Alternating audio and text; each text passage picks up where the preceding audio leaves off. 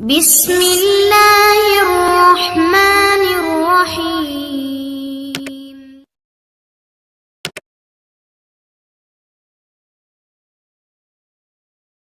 اعوذ باللہ من الشیطان الرجیم۔ بسم اللہ الرحمن الرحیم۔ وبشر الصابرین الذین اذا اصابتهم مصیبۃ قالوا انا للہ وانا الیہ راجعون اولئک علیہم صلوات من ربهم ورحمہ وَأُولَئِكَ هُمُ الْمُهْتَدُونَ صدق اللہ العظیم۔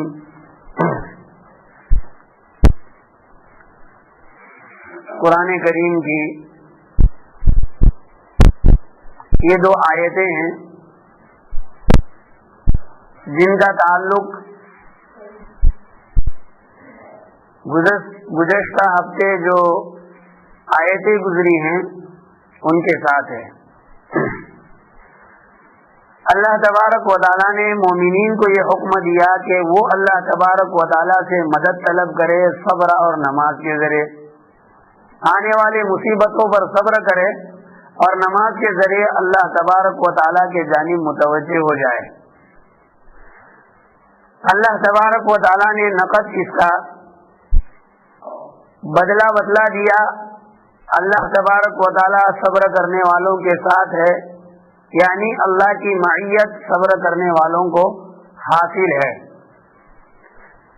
پھر اس کے بعد اللہ تبارک و تعالیٰ نے صبر کے مختلف مقامات بیان کیے ہیں، جن میں سب سے اعلیٰ اور افضل مقام اللہ کے راستے میں اپنی جان کو قربان کرنا ہے۔ اللہ تبارک و تعالیٰ نے وَلَا تَقُولُوا لِمَنْ يُقْتَلُ فِي سَبِيلِ اللَّهِ أَمْوَاتٌ بَلْ أَحْيَاءٌ وَلَكِنْ لَا تَشْعُرُونَ سے اس مقام کو بیان کیا کہ صبر کا اعلیٰ مقام ہے کہ اس مقام پر جا کر آدمی کو بہت بڑا صبر کرنا پڑتا ہے، اس لیے کہ یہاں جا کر انسان کی انتہا ہو جاتی ہے، انسان اللہ کے راستے میں قربان ہو جاتا ہے۔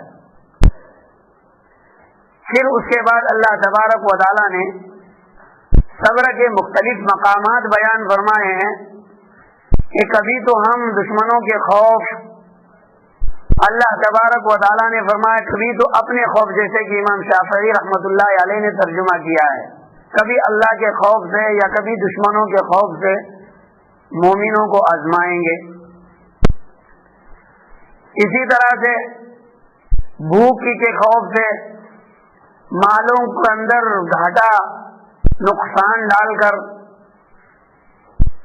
رشتے داروں اور قریبی لوگوں کی موتوں کے ذریعے اللہ تعالیٰ آزمائیں گے، اور کبھی مالوں پھلوں کے کم کرنے کے ذریعے نقصان دے کر اللہ تبارک و تعالیٰ آزمائیں گے۔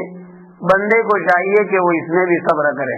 اللہ تبارک و تعالیٰ آگے فرما رہے وَبَشِّرِ الصَّابِرِينَ الَّذِينَ إِذَا أَصَابَتْهُمْ مُصِيبَةٌ قَالُوا إِنَّا لِلَّهِ وَإِنَّا إِلَيْهِ رَاجِعُونَ، جو آج کا ہمارے تفسیر کا مضمون ہے۔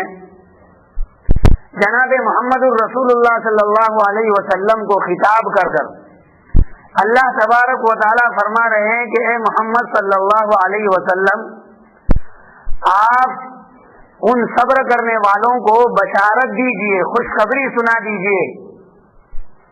کس چیز کی؟ اللہ تبارک و تعالی صبر کرنے والوں کی پہلی صفت بیان کر رہے ہیں اور اس کے بعد اس بشارت کو سنا رہے ہیں جس کے دینے کا حکم جناب رسول اللہ صلی اللہ علیہ وسلم کو اللہ تبارک و تعالی نے دیا ہے۔ صابرین کی صفت اللہ تعالیٰ بیان کر رہے ہیں کہ وہ لوگ ہیں کہ جب ان کو اللہ تبارک و تعالیٰ کے جانب سے کوئی مصیبت، یا ان لوگوں کو جب کوئی مصیبت پہنچتی ہے تو یہ کہتے ہیں انا للہ و انا الیہ راجعون۔ انا للہ و انا الیہ راجعون کا مطلب کیا ہے کہ یقیناً ہم اللہ ہی کی ملک ہے، ہم اللہ کے مملوک ہیں، غلام ہیں، وہ ہمارے ساتھ جیسا چاہے برتاؤ کر سکتا ہے، اس لیے کہ آقا کو، ایک غلام کو اپنے آقا کے شان میں کسی قسم کے منہ مارنے کا کوئی موقع نہیں ہوتا ہے۔ دوسرے نمبر پر فرما رہے وَإِنَّا إِلَيْهِ رَاجِعُونَ، اور ہم سب اسی کے بارگاہ میں ایک دن واپس لوٹنے والے ہیں۔ تو مصیبت پر جو لوگ یہ کہتے ہیں اِنَّا لِلَّهِ وَإِنَّا إِلَيْهِ رَاجِعُونَ، اے محمد صلی اللہ علیہ وسلم آپ ان صبر کرنے والوں کو خوشخبری دیجیے اس بات کی، اولئک علیہم صلوات من ربہم ورحمہ، یہی وہ لوگ ہیں کہ جن کے اوپر اللہ تبارک و تعالیٰ کی عنایتیں، ان کے رب کی عنایتیں، نوازشات اور ان کے رب کی مہربانی اور الطاف ہیں، یعنی اللہ تبارک و تعالیٰ کی ان کے اوپر مہربانی، رافت و رحمت اللہ کی ہے ان کے اوپر۔ وَأُولَئِكَ هُمُ الْمُهْتَدُونَ، اور یہی وہ لوگ ہیں جو راہیاب ہے۔ اللہ تبارک و تعالیٰ نے مصیبت پر صبر کرنے والوں کے لیے 3 اجر بیان فرمائے ہیں۔ ان میں کا پہلا اجر اللہ تبارک و تعالیٰ کی عنایتیں اس پر ہوں گی، نمبر 2 اللہ تبارک و تعالیٰ کی رحمت اس پر ہوگی، نمبر 3 اولئک هم المہتدون، وہ لوگ راہیاب ہوں گے، صحیح راستہ پانے والے اللہ کے نزدیک شمار کیے جائیں گے۔ یہ تو اللہ تبارک و تعالیٰ نے خوشخبری سنائی، اس سے بڑھ کر ایک خوشخبری یہ ہے کہ خود رسول اللہ صلی اللہ علیہ وسلم کو یہ حکم دیا جا رہا ہے کہ آپ ان صبر کرنے والوں کو بشارت سنائیے، وبشر الصابرین، بشارت سنا دیجیے۔ الذین، یہ صبر کرنے والے کون؟ الذین اذا اصابتهم مصیبہ، جب ان کو کوئی مصیبت پہنچتی ہے تو سب سے پہلے وہ کام کرتے ہیں کہ انا للہ و انا الیہ راجعون پڑھتے ہیں۔ اگر ہم ان آیتوں کے نچوڑ کے طرف غور کریں گے، آیتوں کا مقصد کیا ہے؟ اللہ تبارک و تعالیٰ ایک بنیادی عقیدہ تمام مخلوق کو بتلانا چاہ رہے ہیں۔ وہ عقیدہ ہم نے ایمان مفصل کے اندر پڑھ لیا ہے، والقدر خیرہ وشرہ من اللہ تعالی، کہ اچھی بری تقدیریں سب کے سب اللہ تبارک و تعالیٰ کی جانب سے ہیں۔ تقدیر کہتے ہیں اندازہ کرنے کو، تخمینہ کرنے کو۔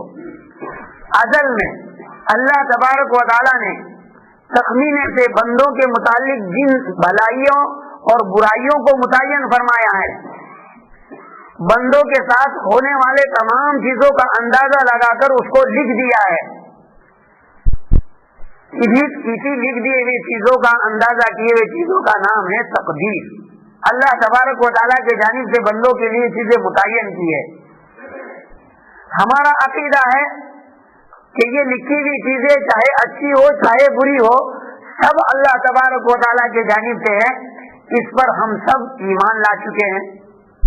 اللہ تبارک و تعالیٰ اسی عقیدے کو اس میں بیان کرنا چاہتے ہیں کہ جب کوئی مصیبت پہنچے سب سے پہلے بندہ اللہ کی طرف متوجہ ہو جائے اور اپنے عقل کو اور اپنے طبیعت کو دونوں کو اس بات کی طرف متوجہ کرے کہ یہ آنے والی مصیبت میرے رب اور اللہ کے جانب سے ہے۔ عقل سلیم کو متوجہ کرے۔ اللہ تعالیٰ نے فرمایا انا للہ، عقلوں کو تسلی دی جا رہی ہے کہ ہم اللہ ہی کے مملوک ہیں، ہم اللہ ہی کے غلام ہیں۔ ظاہر سی بات ہے، کسی آدمی کے پاس 2 غلام ہو یا کسی آدمی کے پاس 2 جانور ہو، اس کو اختیار ہے جس جانور کو کسی ایک جگہ باندھے اور دوسرے جانور کو کسی دوسرے کھیت میں باندھے، उसको इख्तियार है, जब चाहे किसी जानवर को बेच दे, जब चाहे किसी जानवर को ज़ुबा कर दे, इसलिए कि वो उसकी ममलूक शय है, और ममलूक शय में आदमी को हर एतबार से तसर्रुफ करने का हक होता है, और अक्ल इसको मानती है। इसीलिए दुनिया के ममलूका अशिया के अंदर ये निजाम जारी है, जब दिल में आया अपना मोबाइल किसी को भेज दिया, जब दिल में आया अपना मोबाइल किसी को हदिये में दे दिया। क्यों? इसलिए कि मोबाइल हमारी ममलूक चीज है, कोई इसके मुतालिक यूं नहीं कह सकता है कि तूने फला को क्यों हदिये में दी। वो कहेगा कि तुझे क्या पूछने की जरूरत, तुझे क्या सिर्फ पूछने का हक होता है।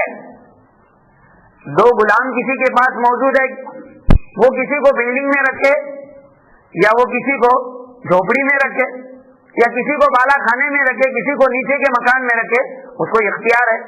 जब हम अल्लाह तबारक व तआला के ममलूक है, गुलाम है, तो अल्लाह ताला जिसके मुतालिक आसमान में बुलाने का फैसला कर ले, मौत दे, किसी को उस पर नुक्ताचीनी करने का कोई हक नहीं है। किसी को दुनिया में बाकी रखे, किसी को हक नहीं कि वो इसके मुतालिक ये कहे कि ये मामला हमारे साथ क्यों किया गया।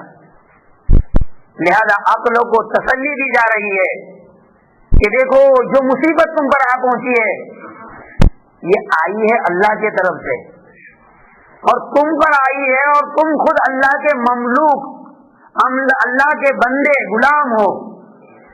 और जब अल्लाह की ममलूक हो, अल्लाह के गुलाम हो, तो उसे इख्तियार है जो मुसीबत पहुंचाए, जिसको नफा पहुंचाए, अल्लाह तबारक व तआला के इख्तियार की बात है, बस तुम इस पर राजी रहो। इन्ना लिल्लाहि, हम खुद अल्लाह की ममलूक है। अब जब मुसीबत आई है अल्लाह के जानिब से आई है, इस पर हमें राजी रहना है। फिर मुकम्मल तबीयत को, अपने जिस्म को तसल्ली देना है, व इन्ना इलैहि राजिऊन, कि हम सब अपने जिस्मों के साथ, अपने जिस्मों के ऊपर जितने आज़ा है उसके साथ, और उसके ऊपर जितने निशानात और बोरवे हैं, इन सब के साथ अल्लाह तबारक व तआला के पास वापस हमको लौटना है। अब मुसीबत आई है तो इससे बड़ी एक मुसीबत आने वाली है, मौत। उससे तो दुनिया में किसी ने छुटकारा नहीं पाई है, और इस मुसीबत से तो दो चार होना ही होना है। लिहाजा इस मुसीबत को हमें, इस मुसीबत का सामना करना है। अपने जिस्म को तसल्ली दी जा रही है कि हम सबको वही लौटना है, ये मुसीबत छोटी है। हजरत उमर इब्न अल-खत्ताब रज़ी अल्लाह तआला अन्हु फरमाते हैं कि जब भी मैंने कोई मुसीबत अपने जात के ऊपर पाई है, तो मैंने अल्लाह की 3 नेमतें उसके अंदर पाई है। मुसीबत में अल्लाह की 3 नेमतें पाई है। नंबर 1, अन्नहा लम तकुन फी दीनी। हजरत उमर इब्न अल-खत्ताब रज़ी अल्लाह तआला अन्हु फरमाते, जो भी मुसीबत मुझ में आई, मैंने गौर किया, मैंने देखा कि ये दुनियावी मुसीबत है, शुक्र अदा किया ये अल्लाह की नेमत है, इसलिए कि मेरे दीन के अंदर ये मुसीबत नहीं आई है। कि मैं तफसीर के तौर पर, मैं किसी अकीदे का इनकार नहीं कर रहा हूँ, या किसी कुरान के आयत का इनकार नहीं कर रहा हूँ, कि अल्लाह के मुतालिक कोई बद अकीदगी मेरे दिल के अंदर नहीं आ रही है। ये बहुत बड़ी मुसीबत है, अल्लाह ने इस मुसीबत से मुझे अमान दे दिया है। मैंने एक नेमत पाई कि मेरे दीन में नहीं है ये मुसीबत, दुनियावी मुसीबत है, ये तो खत्म हो जाएगी और फिर राहत है। उसके बाद नंबर 2, मैंने जो मुसीबत पाई उस मुसीबत को छोटा पाया, इसलिए कि मौत एक ऐसी मुसीबत है खतरनाक, हर एक को उसका मजा चखना है। तो उसके अलावा जितनी मुसीबतें दुनिया की है, ये सब छोटी मुसीबत है, लिहाजा मैंने उसको छोटा पाया। बड़ी मुसीबत से अल्लाह ने बचाकर छोटी मुसीबत दी है, ये अल्लाह की एक नेमत है। फिर हजरत उमर इब्न अल-खत्ताब रज़ी अल्लाह तआला अन्हु ने फरमाया कि तीसरी नेमत मैंने उस मुसीबत में ये देखी कि मैंने देखा कि इस पर अल्लाह तबारक व तआला ने बहुत अज्र अता फरमाए हैं। क़यामत के दिन जिनको मुसीबतें दुनिया में पहुंचती है, तकलीफें दुनिया में पहुंचती है, इनको जब क़यामत के दिन अज्र दिया जाएगा तो हदीस में आता है कि वो लोग अफसोस करेंगे और दिल के अंदर ये तमन्ना करेंगे कि काश दुनिया में हमारे चमड़ियों को कैंची से काटा जाता और हम उस पर सब्र करते, तो आज हमें कितना बड़ा बदला मिलता। हज़रत उमर इब्न अल-खत्ताब रज़ी अल्लाह तआला अन्हु फरमाते हैं कि मैंने इस मुसीबत में देखा कि अल्लाह ने इस पर अज्र और सवाब रखा है। अल्लाह तबारक व तआला ने इसी बुनियादी अकीदे की तरफ نشاندہی فرمائی ہے کہ یہ سب کچھ اللہ کے جانب سے، یعنی اچھی بری چیزیں جو تمہارے اوپر واقع ہو رہی اللہ کے جانب سے۔ قرآن کریم کے اندر اللہ تبارک و تعالیٰ فرماتے ہیں، آیت کا مفہوم ہے ما اصابک من حسنۃ فمن اللہ وما اصابک ما اصابتهم من مصیبت ما اصابتهم حسنۃ فمن اللہ وما اصابتهم سیئۃ فمن عندک قل کل من عند اللہ۔ فرق ہے، آیت کے اندر تھوڑا یہ ہوا،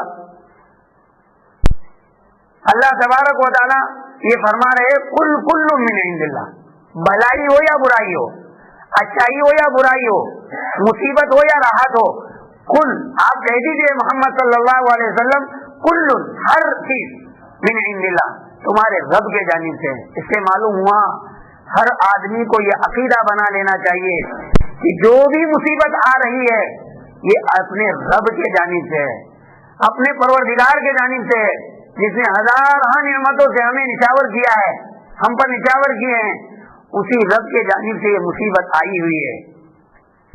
اللہ تبارک و تعالیٰ قرآن مجید میں فرماتے ہیں ما اصاب من مصیبت الا باذن اللہ ومن یؤمن باللہ یہدی قلبہ، کہ جو مصیبت بھی پہنچتی ہے یہ اللہ کے حکم سے آتی ہے۔ اللہ تبارک و تعالیٰ فرماتے ہیں بمقتضی ایمان، جو شخص بھی اس مصیبت پر صبر کرتا ہے اللہ تبارک و تعالیٰ اس کے قلب کو ہدایت اور نور سے بھر دیتے ہیں۔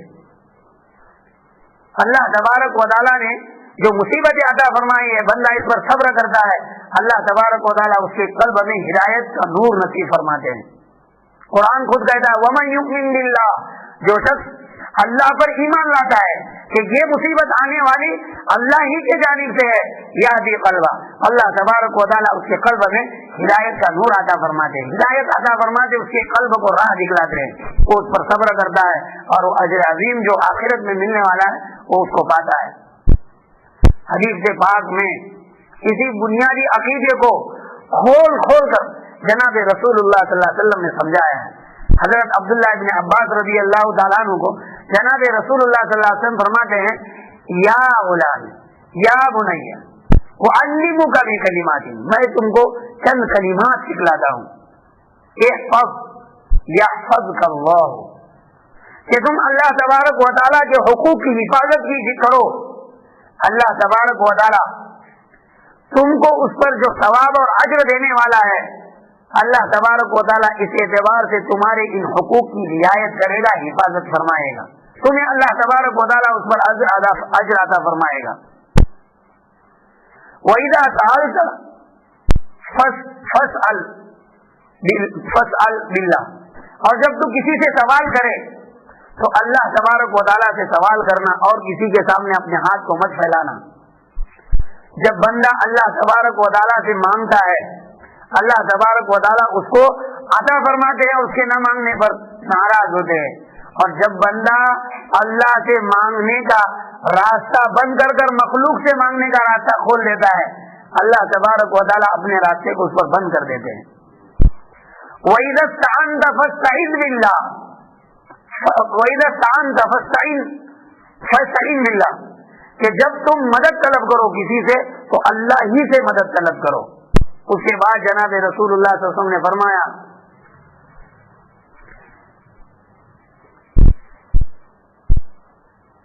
ان هذه الامه اذا اجتمعت على ان ينفعوك شيئا لم ينفعوك الا بشيء قد كتب الله لك، یہ ساری امت مل کر اگر تجھے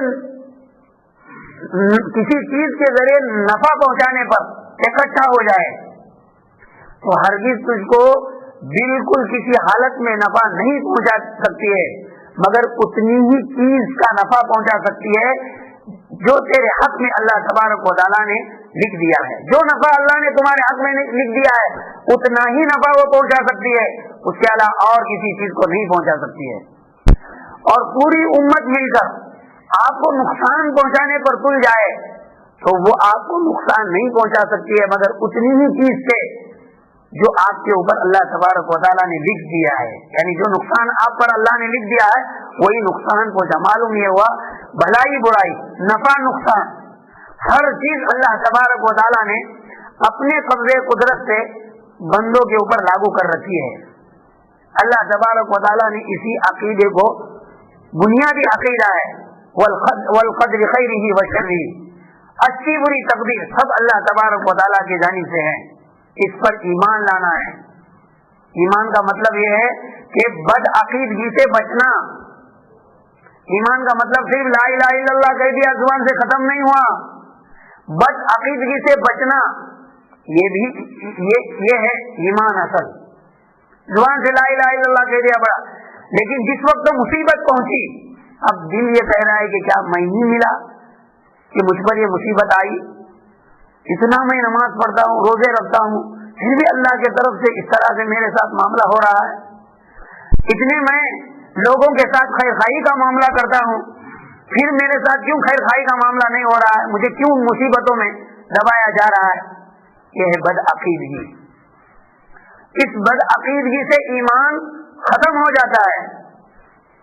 اللہ تبارک و تعالی اس آیت کے اندر اس بات کو بیان کرنا چاہ رہے ہیں کہ ایسی جب مصیبت پہنچتے ہیں تو یہ مضبوط عقیدے کے ساتھ پہلے اللہ کی طرف متوجہ ہو کر کہتے ہیں انا للہ و انا الیہ راجعون۔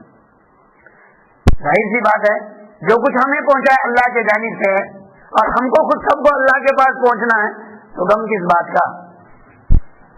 اللہ تبارک و تعالیٰ نے اس عقیدے کو اس آیت کے اندر سمجھایا ہے۔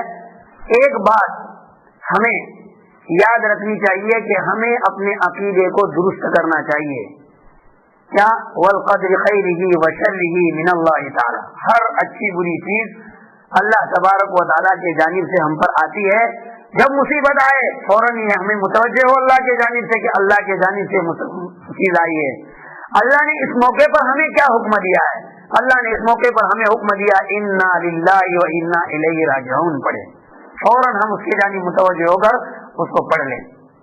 نمبر 2، دوسری چیز، مصیبتیں جو آتی ہیں یہ آدمی کی خود کمائی ہوئی کھیتی ہے، کمائی ہوئی چیز ہے۔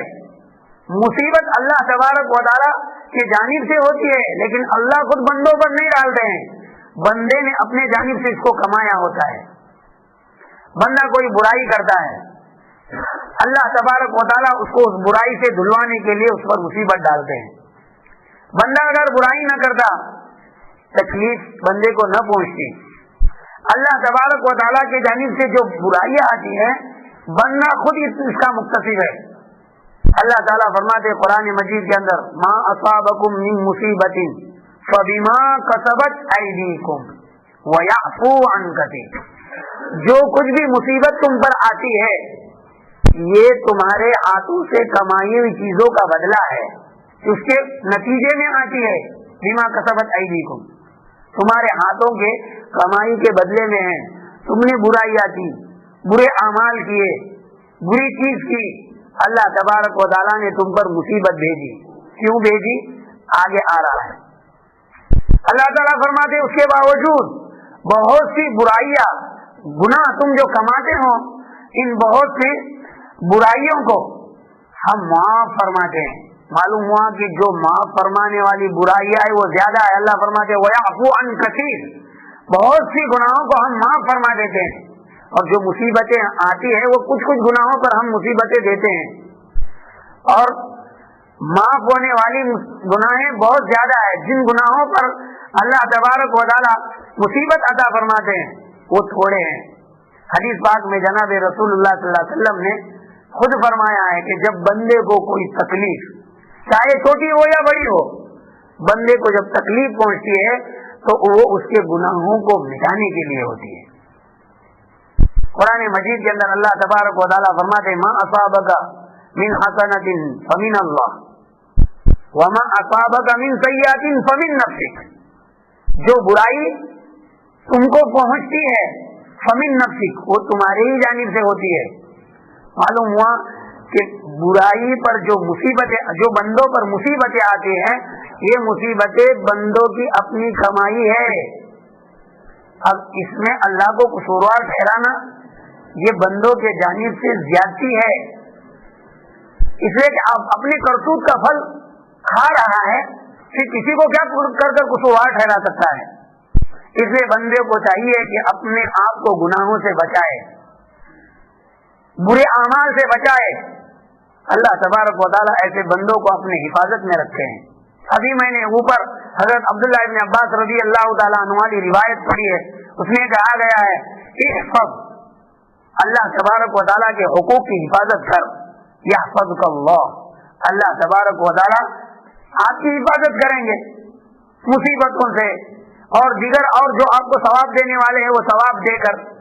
آگے فرمایا یہ سب تجدہ تجاہک وفی روایت امامک, تو اللہ تبارک و تعالیٰ کے حقوق کی حفاظت کر, اللہ تبارک و تعالیٰ کو تو اپنے سامنے پائے گا. اللہ تعالیٰ کو اپنے سامنے پائے گا. پیسے والے مدد کی اللہ تیری مدد کریں گے ہر اعتبار سے, لیکن شرط ہے کہ ہم اللہ کے حقوق کی رعایت کریں. اللہ کے حقوق کیا ہے؟ جن باتوں سے اللہ نے منع کیا ہے اسے بچنا, یہ اللہ کے حقوق کی حفاظت ہے. اللہ تبارک و تعالیٰ بندوں کے اوپر جو مصیبتیں بھیجتے ہیں اس کے پیچھے کچھ حکمتیں ہوتی ہے اللہ کی. ایک حکمت تو یہ ہے کہ اللہ تبارک و تعالیٰ ان گناہوں کے ذریعے سے بندوں کے گناہوں کو مٹانا چاہتے ہیں. نمبر 2, دوسری حکمت ہے اللہ تبارک و تعالیٰ بندوں کو بلند درجات عطا فرمانا چاہتے ہیں. نمبر 3, اللہ تبارک و تعالیٰ بندوں کو جنت میں داخل فرمانا چاہتے ہیں. روایتوں کے اندر ان تمام چیزوں کی طرف جناب رسول اللہ صلی اللہ علیہ وسلم نے نشاندہی فرمائی ہے. قرآن کی ایک آیت ہے وَمَن يَعْمَلْ سُوءًا يُجْزَ بِهِ, کہ جو شخص ابھی برا عمل کرے گا یُجْزَ بِهِ, اس کو اس کا بدلہ دیا جائے گا, اس کی سزا دی جائے گی. حضرت ابو بکر صدیق رضی اللہ تعالیٰ عنہ نے جب اس آیت کریمہ کے اس ترجمے کو سنا تو جناب رسول اللہ صلی اللہ علیہ وسلم سے فرمایا یا رسول اللہ صلی اللہ علیہ وسلم اب بچنے کا کیا راستہ بچ چکا ہے. جناب رسول اللہ صلی اللہ علیہ وسلم نے فرمایا اے ابو بکر اللہ تمہاری مغفرت فرمائے, کیا کبھی تم کو مصیبت نہیں پہنچتی ہے, کیا کبھی تم کو تکلیف نہیں پہنچتی ہے, کیا کبھی تم رنجیدہ نہیں ہوتے ہو, کیا کبھی تمہارے مالوں میں نقصان نہیں ہوتا ہے, یہ چیزیں آپ کو پیش نہیں آتی ہیں. حضرت ابو بکر صدیق رضی اللہ تعالیٰ عنہ نے فرمایا یا رسول اللہ صلی اللہ علیہ وسلم یہ سب کا سب چیزیں پیش آتی ہیں. جناب رسول اللہ صلی اللہ علیہ وسلم نے فرمایا کہ اے ابو بکر یہ چیزیں ان گناہوں کا بدلہ بنتی ہے. جو مصیبتیں آتی ہے, آدمی کو رنج پہنچتا ہے, آدمی کو تکلیف پہنچتی ہے, گویا اس نے جو گناہ کیے ہیں اللہ تبارک و تعالیٰ اس گناہ کو اس تکلیف کے ذریعے سے مٹا دیتے ہیں. حضرت ابو بکر صدیق رضی اللہ تعالیٰ عنہ ہی فرماتے ہیں کہ جناب رسول اللہ صلی اللہ علیہ وسلم نے فرمایا کہ جب بندوں کو رنج تکلیف وغیرہ پہنچتی ہے اللہ تبارک و تعالیٰ اس رنج کے بنا پر, تکلیف کے بنا پر بندوں کے گناہ کو دنیا کے اندر دھو ڈالتے ہیں. جناب رسول اللہ صلی اللہ علیہ وسلم نے فرمایا اے ابو بکر تم میں سے ہر بندہ اللہ تبارک و تعالیٰ کو پھر اس عالم میں ملتا ہے کہ وہ گناہوں سے بالکل پاک ہوتا ہے, صاف ہوتا ہے, شفاف ہوتا ہے. اور تم میں کے کچھ لوگ ایسے ہوتے ہیں یعنی کافر لوگ جو اللہ پر ایمان لانے والے نہیں ہیں, ان گناہوں کو جمع کر کر اللہ تبارک و تعالیٰ کے پاس لے کر آتے ہیں. اللہ تبارک و تعالیٰ ان کو اس کا بدلہ ضرور قیامت کے اندر چکھائیں گے. روایت کے اندر آتا ہے جناب رسول اللہ صلی اللہ علیہ وسلم نے فرمایا کہ جب بندہ گناہ کرتا ہے اللہ تبارک و تعالیٰ اگر وہ مومن ہے اس پر صبر کرتا ہے, اس پر تکلیف آتی ہے, اگر وہ مومن ہے تو اس کے اوپر اللہ تعالیٰ تکلیف بھیجتے ہیں, پھر بندہ وہ صبر کرتا ہے اللہ تبارک و تعالیٰ ان گناہوں کو مٹاتے ہیں. اور اگر وہ مومن نہ ہو تو اس کے وہ گناہ باقی رہتے ہیں اور قیامت کے دن اللہ تبارک و تعالیٰ اس کو سزا عطا فرماتے ہیں. پھر جناب رسول اللہ صلی اللہ علیہ وسلم نے جو مومن بندوں کے گناہ مٹائے جاتے ہیں ان پر اس آیت کریمہ کی تلاوت فرمائی. ما اصابکم من مصیبت فبما کسبت ایدیکم ویعفو عن کثیر. اللہ بہت سے گناہوں کو تمہارے مٹا دیتے ہیں. اس طرح اللہ مصیبت کو ڈال دیتے ہیں, اس مصیبت کے ذریعے سے گناہ تمہارے مٹتے ہیں. نفع ہے یا نقصان ہے مصیبت کے آنے میں؟ نفع ہے, نفع بظاہر نقصان نظر آ رہا ہے لیکن اس میں ہمارا نفع ہے. ام سعید رضی اللہ تعالیٰ عنہ ایک مرتبہ جناب رسول اللہ صلی اللہ علیہ وسلم کی خدمت میں حاضر ہوئی. ام سعید رضی اللہ تعالیٰ عنہ بخار سے گرم تھی. جناب رسول اللہ صلی اللہ علیہ وسلم کو کہنے لگی یا رسول اللہ صلی اللہ علیہ وسلم, بخار کو برا بھلا کہتے ہو کہ دیکھو اس بخار نے تو مجھے ہلاک کر دیا ہے. جناب رسول اللہ صلی اللہ علیہ وسلم نے فرمایا کہ اے ام سعید, بخار کو برا بھلا مت کہو, اس لیے کہ اللہ تبارک و تعالیٰ بنی آدم کے گناہوں کو اس بخار کے ذریعے سے ایسا مٹاتے ہیں جیسے کہ بتی کی آگ لوہے کے زنگ کو ختم کر دیتی ہے. جناب رسول اللہ صلی اللہ علیہ وسلم نے خود فرمایا ہے کہ جب بندے کو تکلیف پہنچتی ہے چھوٹی بڑی تو اس کا اللہ تبارک و تعالیٰ نقد بدلہ بندے کو یہ عطا فرماتے ہیں کہ اس کے گناہ کو مٹا دیتے ہیں. ان تمام احادیث سے معلوم ہوا کہ بندے کو اللہ تبارک و تعالیٰ جو دنیا میں مصیبت میں مبتلا کرتے ہیں, حالانکہ یہ مصیبت بندوں کی کمائی ہوئی ہوتی ہے, اللہ تعالیٰ اگر چاہتے تو اس کو مصیبت نہ دیتے, دنیا میں خوش و خرم رکھتے اور قیامت کے دن اس کا بدلہ دے دیتے تو بندے کے لیے ہلاکت ہوتی. اللہ تبارک و تعالیٰ اس کے ساتھ مہربانی کا معاملہ فرما رہے ہیں, اس کے اوپر دنیا ہی کے اندر مصیبت دے دیتے ہیں اور اس کے ذریعے سے گناہوں کو ختم فرما دیتے ہیں. اللہ تبارک و تعالیٰ کی حکمت اور مصلحت یہ ہے کہ مصیبت کے ذریعے سے بندے کے گناہوں کو مٹاتے ہیں, اور کبھی اللہ تبارک و تعالیٰ کو درجات عطا فرمانے ہوتے ہیں, ان درجات کو عطا فرمانے کے لیے بندوں پر مصائب ڈالتے ہیں.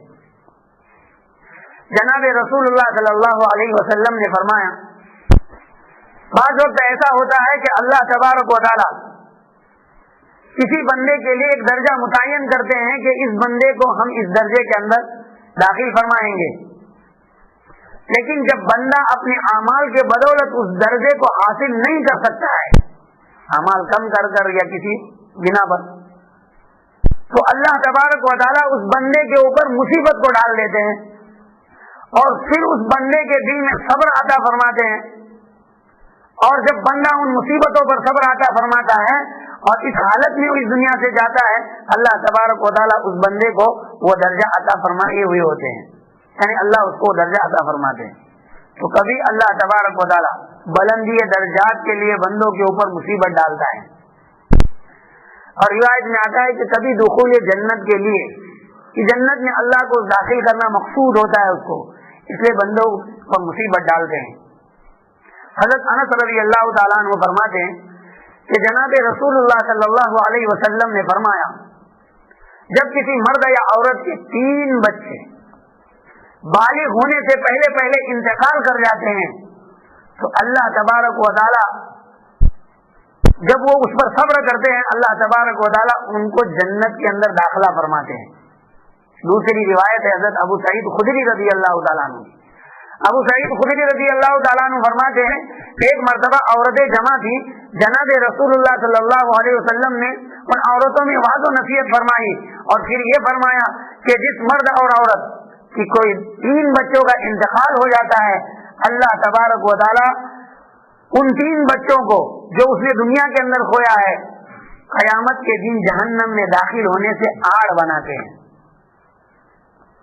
کسی عورت نے جناب رسول اللہ صلی اللہ علیہ وسلم سے سوال کیا کہ رسول اللہ صلی اللہ علیہ وسلم کسی عورت یا مرد کے 2 بچے انتقال کر گئے ہو, جناب رسول اللہ صلی اللہ علیہ وسلم نے فرمایا کہ اس کا بھی حکم یہی ہے. آگے آتا ہے حضرت معاذ رضی اللہ تعالیٰ عنہ فرماتے ہیں کہ جناب رسول اللہ صلی اللہ علیہ وسلم نے فرمایا کہ جب کسی مرد یا عورت جوڑوں میں سے کسی ایک کے اولاد میں سے کسی اولاد کا انتقال ہو جاتا ہے اور وہ اس پر صبر کرتے ہیں تو اللہ تبارک و تعالی ان بچوں کے ذریعے ان ماں باپ کو جنت کے اندر داخل فرماتے ہیں. صحابہ میں سے کسی نے پوچھا کہ یا رسول اللہ صلی اللہ علیہ وسلم کسی کے 2 بچے ہو؟ جناب رسول اللہ صلی اللہ علیہ وسلم نے فرمایا کہ جس کے 2 بچے ہو اس کا بھی یہی حکم ہے. پھر کسی صحابی نے جناب رسول اللہ صلی اللہ علیہ وسلم سے فرمایا کہ یا رسول اللہ صلی اللہ علیہ وسلم کسی کا 1 ہو؟ جناب رسول اللہ صلی اللہ علیہ وسلم نے فرمایا کہ اس کا بھی یہی حکم ہے.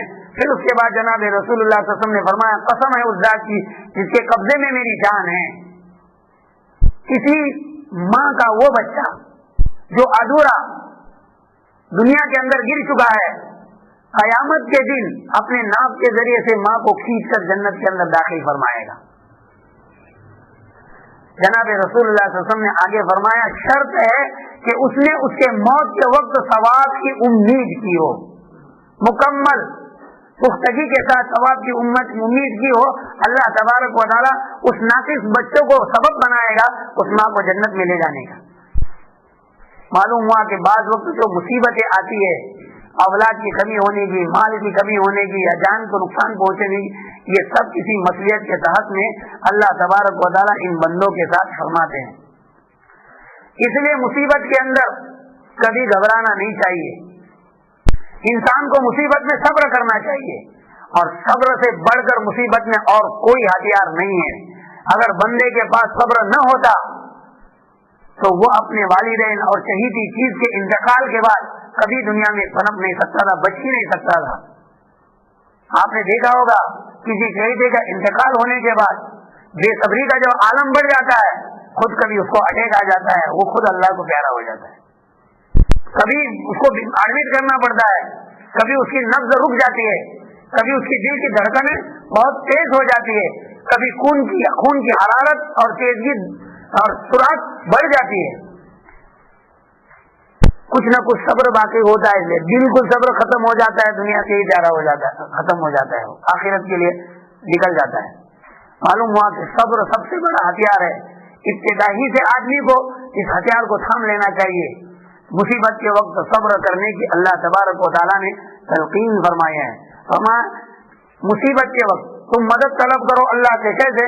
بالصبر والصلاۃ، صبر کے ذریعے سے. پھر آؤ نماز کی طرف اور اللہ کے سامنے کھڑے ہو کر 2 رکعت نماز پڑھ کر اللہ سے مانگو. مصیبت کے وقت اللہ تبارک و تعالیٰ نے صبر کا حکم عطا فرمایا ہے، لیکن کچھ چیزوں کو سکھلایا ہے کہ صبر کے وقت ان چیزوں کو پڑھو. اللہ تبارک و تعالیٰ اس کے بدلے میں آپ کو اجر عظیم عطا فرمائے گا اور اس کا خلف اور بدل بھی عطا فرمائے گا. مصیبت کے وقت 2 دعائیں حدیث میں ملتی ہے. ایک تو دعا جناب رسول اللہ صلی اللہ علیہ وسلم نے اپنے زبانی بیان فرمائی ہے کہ آدمی جب کسی کا انتقال ہو اور اس کے گھر والوں کے پاس جائے تو اس کو یہ صبر کے کچھ الفاظ تلقین کرے، اس کے سامنے پڑھے. ان للہ ما اعطى، ان للہ ما اخذ وله ما اعطى وكل شيء عنده باجل مسمى فلتصبر ولتحتسب. یعنی ان للہ ما اخذ، اللہ تبارک و تعالیٰ ہی کے لیے تھی وہ چیز جس کو اللہ نے لے لیا ہے. وَلَهُ مَا أَعْطَى، اور اللہ ہی کی وہ چیز تھی جو اس نے ہم کو عطا کی ہے. لی جانے والی چیز اللہ کی ہے، ہم کو جو چیزیں عطا کی ہے وہ اللہ ہی کی ہے. وَكُلُّ شَيْءٍ عِندَهُ بِأَجَلٍ مُّسَمًّى، اور ہر چیز اللہ تبارک و تعالیٰ کے نزدیک ایک وقت مقررہ تک ہے. وہ وقت ختم ہونے کے بعد وہ چیز اللہ تبارک و تعالیٰ اس کو اٹھا لیتے ہیں، ختم کر دیتے ہیں. فَلْتَصْبِرْ، تو آپ کو چاہیے کہ اس پر صبر کرے. وَلْتَحْتَسِبْ، اور آپ کو چاہیے کہ اس پر ثواب کی امید کرے. تو جب کسی کا انتقال ہو جائے اور انتقال کے وقت اس کے پاس جب آپ پہنچے ہیں تو اس دعا کو یاد کرو اور اس کے سامنے جا کر پڑھے. ان للہ ما اخذ وله ما اعطى وكل شيء عنده باجل مسمى فلتصبر ولتحتسب. لوگ پوچھتے ہیں کہ بھائی ہم کسی کی عیادت کرنے جاتے ہیں یا کسی کے پاس اس کے انتقال کے بعد جاتے ہیں تاکہ ہم وہاں پہنچ کر کچھ عیادت کریں یا اس کے ساتھ کچھ باتیں کریں, تو اس وقت کیا پڑھنا چاہیے؟ جناب رسول اللہ صلی اللہ علیہ وسلم نے اس موقع پر یہ دعا عطا فرمائی. حضرت زینب رضی اللہ تعالیٰ عنہا کا واقعہ میں نے پہلے بھی سنایا ہے. ان کے ایک بچے کا جب انتقال ہونے لگا تو انہوں نے خادمہ کو بھیجا کہ جناب رسول اللہ صلی اللہ علیہ وسلم کو بلا لیا ہے. ایک طرف تو نبی والد ہے کہ وہ آئیں گے اور اس بچے کی جاکنی کے وقت کچھ مجھے جو ہے ہمت آئے گی. جناب رسول اللہ صلی اللہ علیہ وسلم کسی کام میں تھے, آپ صلی اللہ علیہ وسلم نے فرمایا کہ جاؤ زینب سے یہ کہو ان للہ ما اخذ وله ما اعطى وكل شيء عنده باجل مسمى فلتصبر ولتحتسب. یہ جانے کے بعد یہ وہاں پہنچے, انہوں نے بات ان کو بتلا دی. اس کے بعد حضرت زینب رضی اللہ تعالیٰ عنہ نے قسم دے کر جناب اس خادمہ سے کہا کہ جاؤ بلا کر لے آؤ. وہ آئی اور رسول اللہ صلی اللہ علیہ وسلم کو قسم دلوائی اور کہا کہ آپ کو بلایا ہے. تو جناب رسول اللہ صلی اللہ علیہ وسلم صحابہ کی جماعت میں نکلے, ان کے ساتھ حضرت سعد بن معاذ رضی اللہ تعالیٰ عنہ بھی تھے. آپ صلی اللہ علیہ وسلم جب وہاں پہنچے تو بچہ جاکنی کے عالم میں تھا. حضرت زینب رضی اللہ تعالیٰ عنہ نے وہ بچہ لا کر آپ صلی اللہ علیہ وسلم کے ہاتھ میں دیا. آپ صلی اللہ علیہ وسلم نے دیکھا کہ سانس پھول رہی ہے تو آپ کی آنکھوں میں سے آنسو گرنے لگے. یہ واقعہ مکمل تفصیل سے میں پیچھے آپ کو بیان کر چکا مختصر. تو اس پر حضرت سعد بن معاذ رضی اللہ تعالیٰ عنہ نے فرمایا کہ یا رسول اللہ صلی اللہ علیہ وسلم آپ یعنی آپ بھی رو رہے ہیں. جناب رسول اللہ صلی اللہ علیہ وسلم نے فرمایا یہ بے صبری نہیں ہے, یہ تو دل کے اندر جو اللہ نے رحم ڈالا ہے اس کا اثر ہے.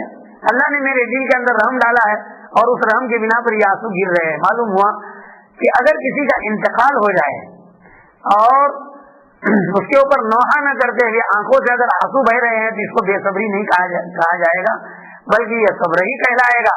شرط یہ کہ نوحہ نہ کیا جائے اور دل میں بدعقیدگی پیدا نہ کرے. یہ چیز تو اس سے ثابت ہو گیا کہ جب کسی کے پاس ہم جائے تو اس کو یہ دعا دے ان للہ ما اعطى ان للہ ما اخذ وله ما اعطى وكل شيء عنده باجل مسمى فلتصبر ولتحتسب.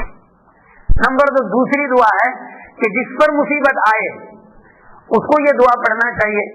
حدیث کے اندر جناب رسول اللہ صلی اللہ علیہ وسلم نے فرمایا کہ جب کسی بندے کے اوپر مصیبت آتی ہے اور وہ یہ دعا پڑھتا ہے انا للہ و انا الیہ راجعون اللہم اجرنی فی مصیبتی واخلفنی خیرا منہا واخلفنی خیرا منہا. انا للہ و انا الیہ راجعون کا معنی تو سن لیا آپ نے. اللہم اجرنی فی مصیبتی, یہ اللہ تبارک و تعالی مجھے اپنی مصیبت کے اندر اجر عطا فرما اور میرے لیے اس سے بہتر چیز تو مجھے عطا فرما. حدیث میں آتا ہے اللہ تبارک و تعالی اس بندے کو اجر بھی عطا فرماتے ہیں اور اس سے بہتر چیز اس کو عطا بھی فرماتے ہیں. حضرت عمر بن الخطاب رضی اللہ تعالیٰ عنہ فرماتے ہیں کہ جناب رسول اللہ صلی اللہ علیہ وسلم نے فرمایا کہ جب بندہ کسی مصیبت میں مبتلا ہو اور کچھ عرصہ گزر گیا ہو اور اس عرصے کے گزرنے کے بعد وہ مصیبت اس کو یاد آئی ہو, اس کا جو رنج دل میں پیدا ہوا ہے اگر وہ اس پر بھی انا للہ و انا الیہ راجعون اللہم اجرنی فی مصیبتی واخلفنی خیرا منہا, اللہ تبارک و تعالی اس وقت اس پڑھنے کے اوپر بھی وہی اجر عطا فرماتے ہیں جس وقت وہ حادثہ پیش آیا, اس وقت جو اجر عطا فرماتے ہیں اور جو بدل عطا فرماتے ہیں اس وقت بھی عطا فرماتے ہیں. کتنی سہولت اللہ تبارک و تعالیٰ کی جانب سے ہمارے اوپر ہے, کتنی مہربانیاں, کتنی اللہ تبارک و تعالیٰ کی رحمتیں ہمارے یعنی متوجہ ہیں. صرف یہ ہے کہ ہم کچھ سوجھ بوجھ سے اگر کام کر لیے تو ہمارے لیے بڑا فائدہ ہی فائدہ ہے. ایک حدیث حضرت ام سلمہ رضی اللہ تعالیٰ عنہ کی میں آپ کو سناتا ہوں. حضرت ام سلمہ رضی اللہ تعالیٰ عنہ جناب رسول اللہ صلی اللہ علیہ وسلم کی زوجہ مطہرہ ہے. آپ صلی اللہ علیہ وسلم کے نکاح سے پہلے ابو سلمہ رضی اللہ تعالیٰ عنہ کے نکاح میں یہ تھی. حضرت ام سلمہ رضی اللہ تعالیٰ عنہ فرماتی ہیں کہ ایک مرتبہ ابو سلمہ رضی اللہ تعالیٰ عنہ جناب رسول اللہ صلی اللہ علیہ وسلم کے پاس سے ہو کر آئے اور بڑے خوشی کے آثار آپ کے چہرے پر تھے. آ کر مجھے کہنے لگے کہ ام سلمہ آج میں نے ایک ایسی چیز جناب رسول اللہ صلی اللہ علیہ وسلم سے سنی ہے جو بہت اچھی ہے، عمدہ ہے اور خوش کرنے والی ہے۔ پوچھا کہ وہ کیا چیز ہے؟ حضرت ام سلمہ رضی اللہ تعالیٰ عنہ نے فرمایا، حضرت ابو سلمہ رضی اللہ تعالیٰ عنہ نے فرمایا کہ ام سلمہ، جناب رسول اللہ صلی اللہ علیہ وسلم نے فرمایا جب کسی بندے پر مصیبت آتی ہے اور وہ اس وقت انا للہ و انا الیہ راجعون اللہم اجرنی فی مصیبتی واخلف لی خیرا منہا پڑھتا ہے، اللہ تبارک و تعالی اس بندے کو اس پر اجر عطا فرماتے ہیں اور اس کا بہترین بدل اس کو نصیب فرماتے ہیں۔ حضرت ام سلمہ رضی اللہ تعالیٰ عنہ فرماتی ہے کہ میں نے اس دعا کو یاد کر لیا۔ بھائی ہم نے آپ کو سنا، یاد کر لیا آپ نے؟ انا للہ و انا الیہ راجعون، اس سے آگے کون بولے گا؟ اللہم اجرنی فی مصیبتی واخلف لی، بولو واخلف لی خیرا منہا۔ میں نے یہ دعا اچھی طرح سے یاد کر لی۔ اس کے بعد ہوا یہ کہ ایک وقت ایسا آیا کہ ابو سلمہ کا انتقال ہو گیا۔ جب انتقال ہوا تو اس وقت میں نے یہ دعا پڑھی، انا للہ و انا الیہ راجعون اللہم اجرنی فی مصیبتی واخلف لی خیرا منہا۔ جب میں نے یہ دعا پڑھی تو دل میں یہ بھی سوچا کہ مجھے ابو سلمہ سے اچھا شوہر کون ملے گا، دل میں یہ سوچا۔ اس کے بعد میں عدت کے عالم میں رہی۔ جب میری عدت مکمل ہوئی تو ایک دن کا واقعہ ہے کہ میں چمڑے کو دباغت دیتے ہوئے بیٹھی تھی، میرے ہاتھ گندے تھے، اسی عالم میں سلام کی آواز دروازے سے آئی۔ میں نے دیکھا تو جناب رسول اللہ صلی اللہ علیہ وسلم آئے ہوئے۔ فوراً میں نے چمڑے کو ایک طرف رکھ دیا، اپنے ہاتھ کو دھو لیا اور جناب رسول اللہ صلی اللہ علیہ وسلم کو اندر آنے کی اجازت دے دی اور آپ کے لیے بستر بچھایا اور آپ کو بستر پر بٹھایا۔ جناب رسول اللہ صلی اللہ علیہ وسلم تشریف فرما ہوئے۔ پھر آپ صلی اللہ علیہ وسلم نے ام سلمہ رضی اللہ تعالیٰ عنہ سے فرمایا کہ ام سلمہ میں آپ سے نکاح کرنا چاہتا ہوں۔ ام سلمہ رضی اللہ تعالیٰ عنہ نے فرمایا کہ یا رسول اللہ صلی اللہ علیہ وسلم میرے لیے اس سے بڑھ کر اور کیا خوش قسمتی ہو سکتی ہے، لیکن یا رسول اللہ صلی اللہ علیہ وسلم مجھ میں 3 باتیں پائی جاتی ہے اور میں اسے ڈرتی ہوں کہ کہیں آپ کے شان میں گستاخی نہ ہو۔ ان میں کی ایک چیز تو یہ ہے کہ میں باغیرت عورت ہوں، کہیں ایسا نہ ہو کہ کوئی چیز آپ کے شان میں کہہ بیٹھوں اور آپ کے شان میں گستاخی ہو جائے، اور میں اس سے ڈرتی ہوں۔ نمبر 2 یا رسول اللہ صلی اللہ علیہ وسلم میری عمر بہت زیادہ ہے، اور نمبر 3 یا رسول اللہ صلی اللہ علیہ وسلم میرے اہل و عیال بہت زیادہ ہے، بچے ہیں۔ جناب رسول اللہ صلی اللہ علیہ وسلم نے فرمایا کہ ام سلمہ اللہ تبارک و تعالیٰ آپ کے اس بے غیرتی کو، یعنی آپ جو غیر موقع کے اوپر جو غیرت آنے والی چیز ہے، اللہ تبارک و تعالیٰ اس غیرت کو نکال دیں گے۔ نمبر 2 میری عمر بھی کچھ کم نہیں ہے۔ نمبر 3 آپ کی جو اعلیٰ اولاد ہے وہ میرے اعلیٰ اولاد ہوں گے۔ ام سلمہ رضی اللہ تعالیٰ عنہ فرماتی ہے کہ میں نے جناب رسول اللہ صلی اللہ علیہ وسلم سے فرمایا کہ یا رسول اللہ صلی اللہ علیہ وسلم میں اس پر خوش ہوں، راضی ہوں، مجھے میری ایک خوش قسمتی ہے، تب تو میں راضی ہوں۔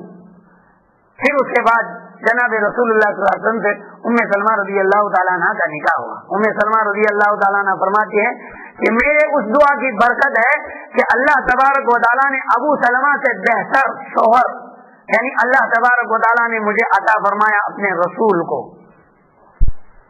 تو بندہ جب دعا پڑھتا ہے اللہ تبارک و تعالیٰ اس کے لیے بہترین بدلہ عطا فرماتے ہیں۔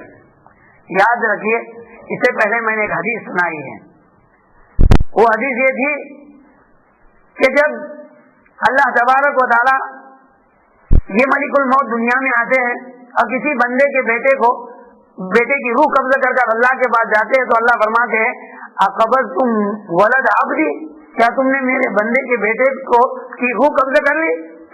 فرشتے کہتے فیقولون نعم، فرشتے کہتے کہ ہاں ہم نے ان کی روح قبض کر لی۔ اس کے بعد اللہ فرماتے ہیں اقبضتم ثمرۃ افواده او قلبه، کیا تم نے اس کے قلب کے ثمرے اور اس کے جگر کی روح قبض کر لی؟ فیقولون نعم، فرشتے کہتے کہ ہاں۔ اللہ تبارک و تعالیٰ فرماتے ماذا یقول عبدی ماذا قال عبدی، میرے بندے نے کیا کہا؟ فرشتے کہتے ہیں آپ کے بندے نے انا للہ و انا الیہ راجعون پڑھا۔ اللہ تعالیٰ فرماتے وَابْنُوا لَهُ بَيْتًا فِي الْجَنَّةِ، वसम्मूहु दारुल हम्द, कि तुम उसके लिए जन्नत के अंदर एक घर बनाओ और उसका नाम दार हम्द रखो, उस घर का नाम दारुल हम्द रखो। जब बंदा मुसीबत पर सब्र करता है और अल्लाह तबारक व तआला के जानिब से हिदायत करदा चीजों को पढ़ता है, अल्लाह तबारक व तआला उस पर खुश होते हैं और उसका बदला भी दुनिया ही के अंदर अल्लाह ताला अता फरमाते हैं, और आखिरत में तो अल्लाह सवाब देने वाले हैं ही। मालूम ये हुआ कि बंदे को कुछ चीजें मद्देनजर रखनी चाहिए। नंबर 1, अपने अकीदे को दुरुस्त करना चाहिए। वल क़द्रि खैरिही व शर्रिही, सिर्फ पढ़ने तक बाकी न रखे, बल्कि बद अकीदगी से अपने दिल को और अपने आप को बचाए रखे।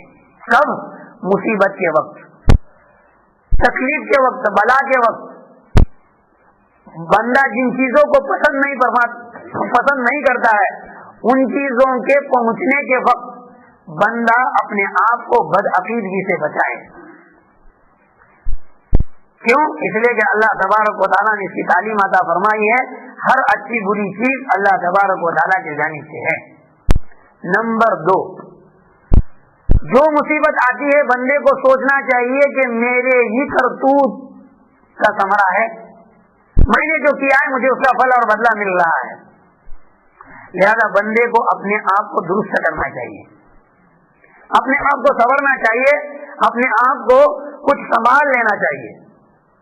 नंबर 3, बंदे को उस पर यह सोचना चाहिए कि ये जो मुसीबत आई है ये अल्लाह तबारक व तआला के जानिब से आई है और मेरे फायदे ही के लिए आई है। या तो मेरे गुनाह मिटेंगे, या तो मेरे दर्जात बुलंद होंगे, या मेरे लिए दुखुल जन्नत का सबब बनेगी।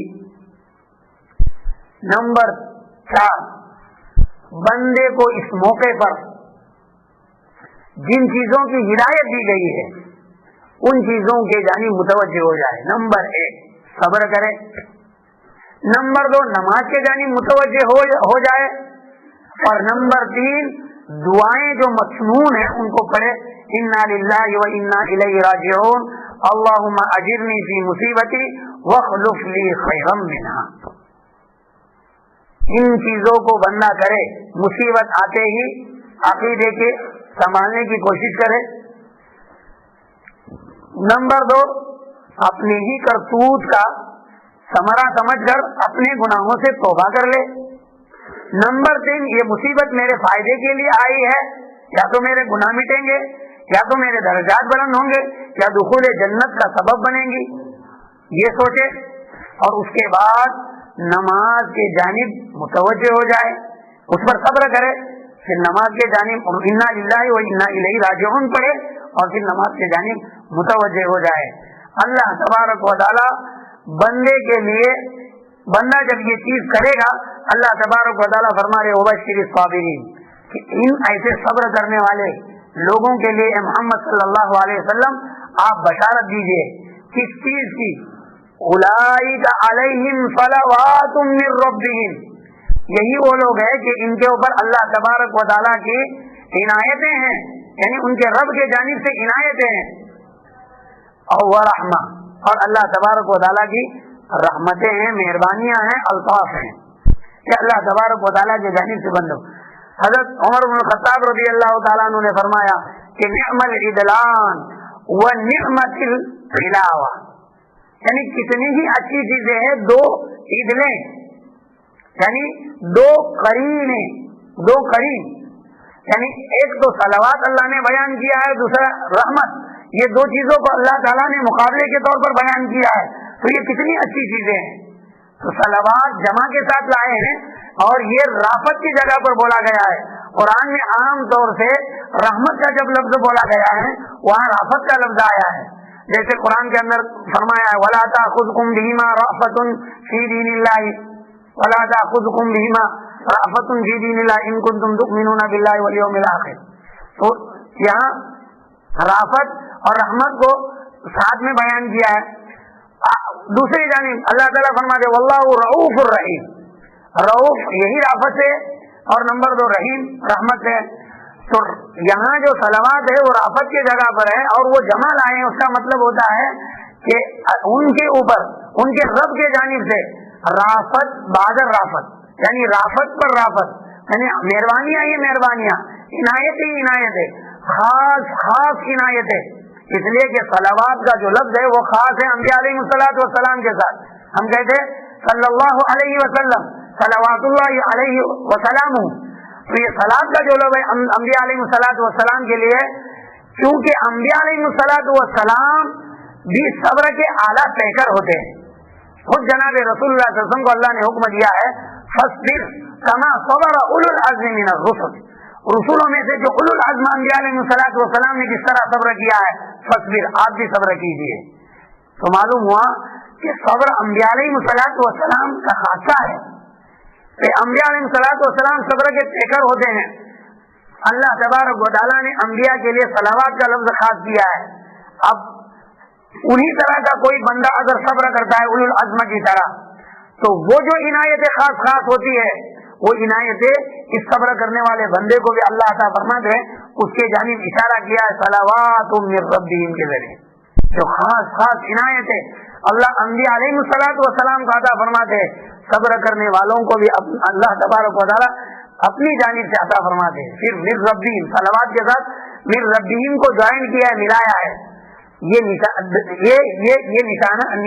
اشارہ کر رہے ہیں عبارت اس بات کی طرف من ربی، ان کے رب کے جانب سے، گویا اللہ کی مہربانی، اللہ کی رافت اور رحمت ان کے جانب بہت زیادہ متوجہ ہے.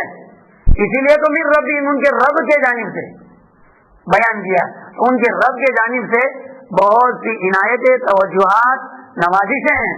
آگے فرماتے وہ رحمہ، اور اللہ تبارک و تعالیٰ کی رحمت ہے. مفسرین نے یہاں یہ نقطہ بھی بیان کیا ہے کہ صلواتن کی جو تنوین ہے اور رحمتن کی جو تنوین ہے، یہ تنوین تفخیم کے لیے آئی ہے، یعنی بہت بڑی نوازشیں، رحمتیں اللہ تبارک و تعالیٰ کی جانب سے ان کے اوپر ہے. اور رحمتن میں بہت بڑی رحمتیں اللہ تبارک و تعالیٰ کی جانب سے ہے. بعض مفسرین نے فرمایا ہے کہ صلواتن سے خاص رحمتیں مراد ہے اور رحمتن سے عام رحمتیں مراد ہے. خاص رحمتیں، عام رحمتیں. تو اللہ تبارک و تعالیٰ صبر کرنے والوں پر اپنی خاص خاص عنایتیں اور رحمتیں بھی نچھاور فرماتے ہیں، اور عام رحمتیں جو عام بندوں کا عطا فرماتے وہ بھی اللہ تبارک و تعالیٰ صبر کرنے والوں کا عطا فرماتے ہیں. اور پھر فرمایا نعمل علاوہ، ان دو ادلان کے علاوہ، ان دو قرین کے علاوہ ایک اور چیز ہے، العلاوہ ایک اور چیز ہے، وہ زیادہ ہے اپنے رب کے جانب سے. وہ کیا ہے؟ اولئک هم المہتدون، یہی لوگ ہیں جو راہیاب ہے. کس بات کے راہیاب ہے؟ یہی لوگ ہیں جو راہ پا چکے ہیں. ادھر انا للہ و انا الیہ راجعون کی مفسرین نے تفسیر کی ہے. اللہ نے ان کو راہ دکھلا دی کہ ایسے وقت میں پڑھو انا للہ و انا الیہ راجعون. اور مفسرین نے ترجمہ کیا ہے کہ یہی وہ لوگ ہیں جو راہ پانے والے ہیں الی الجنہ، جنت کی راہ پانے والے ہیں. اور بعض لوگوں نے کہا کہ یہی لوگ راہ راستہ پر ہے، دنیا میں درستگی جس کو سیدھا راستہ کہا جاتا ہے، صراط مستقیم کو پانے والے یہی لوگ ہیں. اسے اللہ کے جانب سے سیدھا راستہ یہی ہے کہ ایسے موقع پر یہ کیا جائے. باہر کہ اللہ تبارک و تعالیٰ نے ان دو آیتوں کے اندر بندوں کو بہت سی چیزوں کے جانب متوجہ فرمایا ہے. بندے اگر ان چیزوں کو کرنے لگے تو بندے اللہ تبارک و تعالیٰ کے نزدیک بڑے پیارے شمار کیے جانے لگیں گے. اللہ تبارک و تعالیٰ فرماتے ہیں وبشر الصابرین، اور اے محمد صلی اللہ علیہ وسلم آپ بشارت دیجئے ان صبر کرنے والوں کو، الذین اذا اصابتهم مصیبہ، جن کو جب مصیبت پہنچ جاتی ہے کوئی، قالوا انا للہ و انا الیہ راجعون، تو کہتے ہیں کہ وہ کہیں انا للہ، اللہ ہی کے لیے ہیں مملوک ہم، و انا الیہ راجعون، اور ہم اللہ ہی کی طرف لوٹنے والے ہیں، واپس جانے والے ہیں.